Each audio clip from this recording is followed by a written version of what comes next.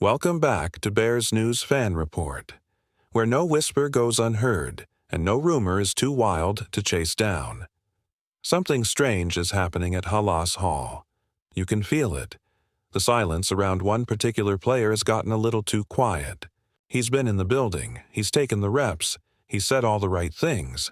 But now, suddenly, his future feels uncertain. And if what we're hearing is true, his time in Chicago might be running out. It's a name every Bears fan knows. A story that captured hearts during the 2023 season. A kid who came out of nowhere, stepped under center when chaos reigned, and gave this city a reason to believe, even if just for a few weeks. But fairy tales don't last forever. And in the cold, calculated world of NFL roster decisions, heart isn't always enough. That brings us to now. A new quarterback room is taking shape, a new direction, a new era, and suddenly the odd man out, the name nobody thought would be in danger, is staring at the exit door. We're talking about Tyson Bagent. Yes, that Tyson Bagent. The undrafted rookie sensation from Division II. The kid who stood toe-to-toe with NFL starters just months after throwing passes against. Colorado School of Mines. The story was beautiful. But the ending? It might be a whole lot more bitter than sweet. Word out of New Orleans is that the Saints are circling. With Derek Carr shock retiring after that brutal shoulder injury and zero faith in Spencer Rattler or Jake Haener, the Saints are desperate. They need someone, anyone. And Bagent, young, experienced, and inexpensive, might be just the kind of risk they're willing to take. And the Bears? Well, maybe they're listening. Let's not ignore the signs. Bagent's rookie numbers weren't sparkling. 3 TDs to 6 picks, a passer rating in the low 70s. Sure, he went 2-2, and yes, the Luke Getsy-led offense was a dumpster fire. But with a new offensive staff, a new system, and possibly a new franchise QB in the building, do the Bears really need to carry Bagent as their long-term backup? Or is it smarter to cash in now? Reports suggest New Orleans is prepared to offer a late-round pick, maybe a conditional 6th or 7th. On paper, that's not much. But NFL front offices don't always think emotionally. They think strategically.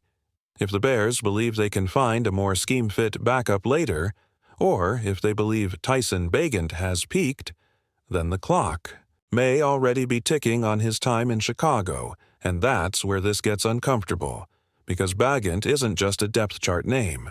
He's loved in the locker room. Coaches respect his work ethic. Teammates root for him.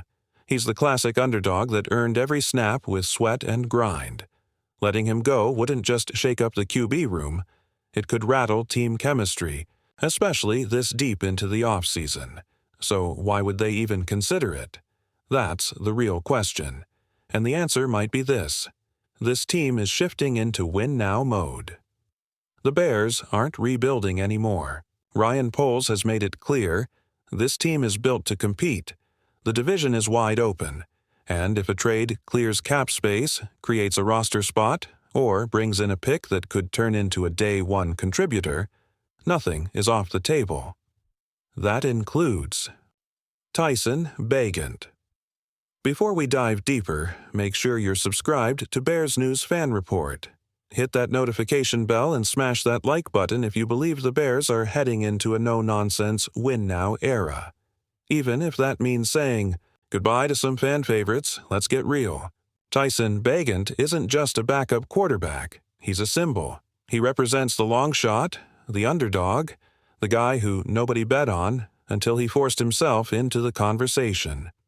And now, that conversation might be coming to an abrupt end, because in the NFL, sentiment doesn't win championships. Production does. And the Bears front office is starting to show they understand that better than anyone. Let's talk about Bagent's real value. Yes, he's had 2 years in the building. He knows the system. he's been battle-tested under pressure. But when you zoom out and look at the numbers, the cold, hard data, things start to shift. His touchdown-to-interception ratio is upside down. His passer rating ranks among the league's lowest for backups. He didn't push the ball downfield.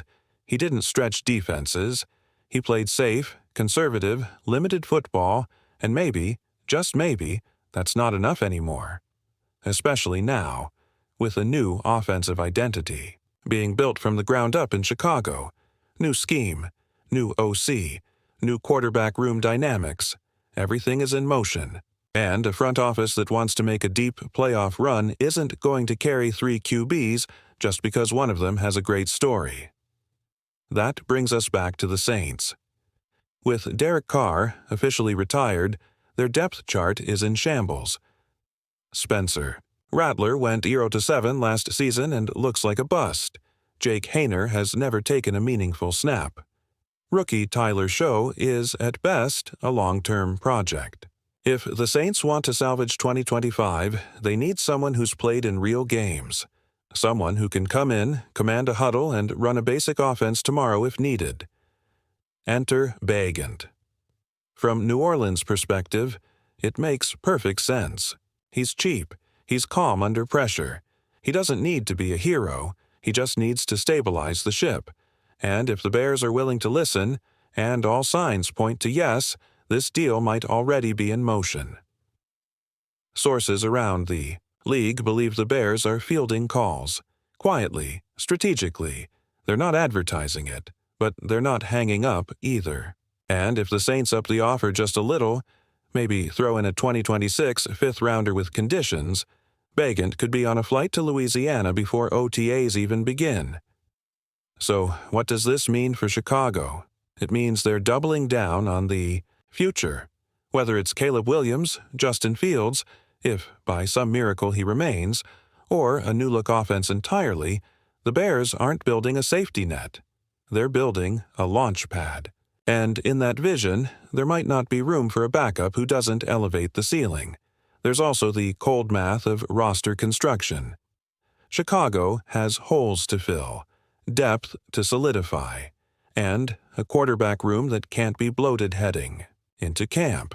If the front office believes a free agent veteran could give them more security, or that a younger prospect has more long-term upside, Bagent becomes expendable. It's brutal, but it's business. And here's the part no one wants to say out loud. If Bagent were released instead of traded, there's a real chance he wouldn't be claimed. That's how quickly the NFL moves on. That's how little margin there is for undrafted players. He could go from fan favorite to forgotten in a matter of days. That's why, if Poles wants to do right by Bagent, a trade is the only way. It gives him a chance to compete, to start over, to prove the doubters wrong, again. And if you've followed his journey, you know that's exactly what he wants. So here we are, the quiet days before OTAs, the part of the offseason where small moves get made, but where massive decisions unfold behind closed doors. A phone call here, a meeting there, a contract quietly rewritten, and just like that, the Tyson Bagent era in Chicago could be over. Will it happen? No one knows for sure, but when a QB-needy team like the Saints starts circling, when the front office goes silent, when the reps at camp start shifting, you don't need a press release to know what's coming. You can feel it. Thanks for watching Bears News Fan Report. What do you think? Should the Bears trade Bagent while they can? Or is he worth holding on to no matter what? Drop your take in the comments, smash that like button, and make sure you're subscribed. Because if a move is coming, we'll be the first to tell you. Bear down.